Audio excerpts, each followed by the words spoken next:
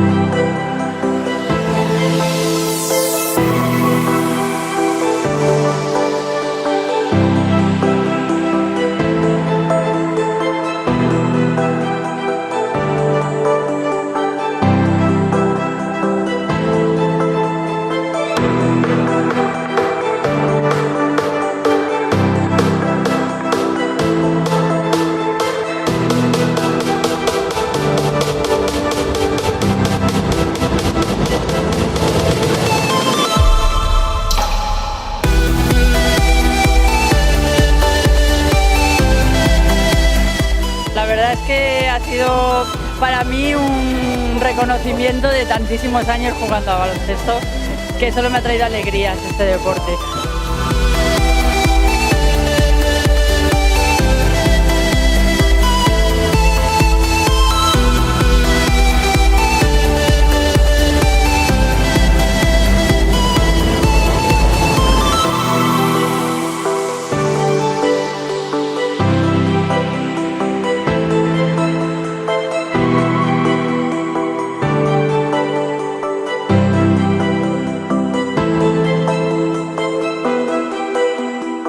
La veritat és la primera vegada que es fa iniciativa i per part de l'Ajuntament encantats de que sigui així i agrair-li molt a la Federació Valenciana que hagi passat amb nosaltres perquè, com ha dit el president, és molt important que el bàsquet se visualitzi en totes les ciutats importants de la comunitat i per a nosaltres és una satisfacció.